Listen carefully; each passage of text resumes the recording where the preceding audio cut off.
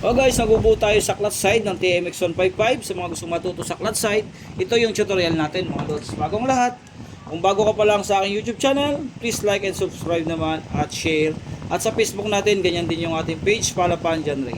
And mga lodi, simulan na natin sa clutch side ng TMX Legendary 155 Honda.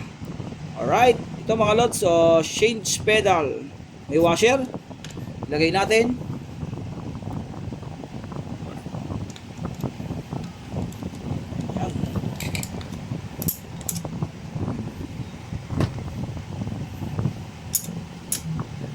Right. Nakasan natin. Tapos checkin natin kung nabomba ang langis dito sa gilid. Maglalagay ka ng langis. Tapos ang ikot nito ay itong counter shaft. Ayan. Ayan. Nabula siya. Kailangan ganitong ikot papunta dito. Ayan. Counter shaft. Ayan. Tama naman mga lods. At na ano siya. Tapos ngayon, pinion gear natin, lagay natin ang pinion gear. Siyempre, tingnan nyo yung bakas para alam nyo kung saan yung oil pump para hindi mabago yung andar ng motor nyo. At siyempre, dito sa tumatama yung maliit at yan ang tama.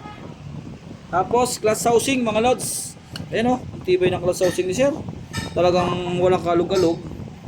Talagang ano siya, yung original pa. Ayan o. Talagang yung tatak ng 155 nyo. Ganda pa yung makina mga lods. Ayan. Alright. Tapos ito. Spline. Washer. And next natin mga lods. Oh, original ni 155, 166 kasi po yung sa 125 ay GF6. Ito po ay halagang 1,000 sa Honda mga lods. Yan. Ito yung halagang 1,000 sa Honda. Mga lodi, mga tatak ko. Kaya basahin muna natin.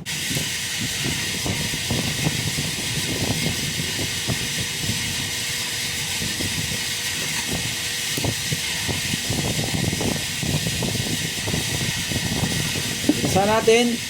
Tapos ito, clutch sub para yung sunod-sunod alam nyo dito.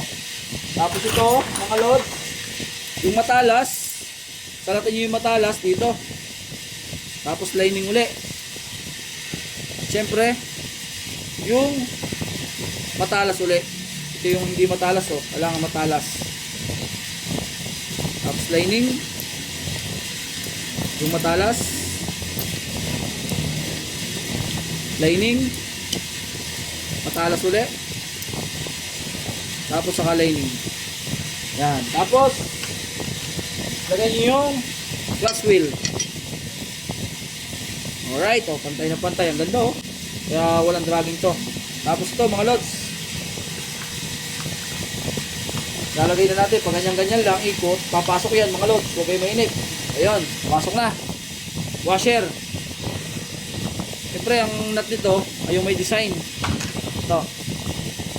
Yan, yung isa. Yung meron siyang design mga lodi. Kita natin.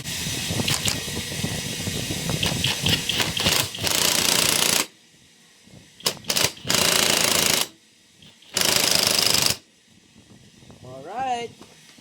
Isa pa. Para nalobot yung pangkalas natin. Next natin mga lodi, kailangan make sure na nagalaw itong ganito. And next natin, spring. 4. Sa 2, 3, 4. Tapos ilalagay natin itong mass solder. 4 na bolt na 10mm.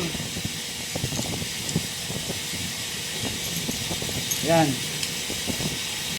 Kita natin. Pag hindi mo kabisado mga lods, pantay-pantay lang. Kasi delikado to. Naputok yan mga lodi. Pag hindi mo kabisado.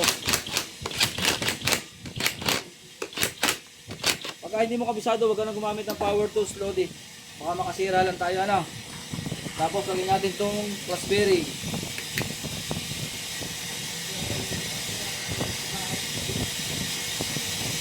Tapos pusher. Tapos to. And next natin ito mga lods, washer.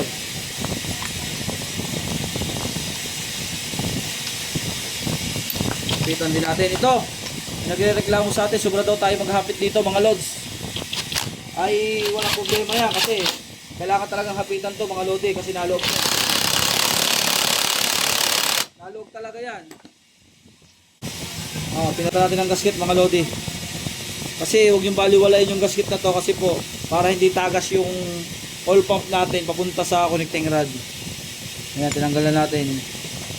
Pinagtala natin ng bago. Tatlong screw. Lagay natin yung tatlong screw. Ayan. Kita na natin. Yung tamang hapit lang. Alam nyo kaya yung hapitan. Kasi ito naman, hindi naman basta luluwag. Kung alam yung tamang kayang hapitan lang. Yun. Yeah. Todo nyo na sa screw. Pero sa impact wag. Yan. Alright. Yan, hapit na yun.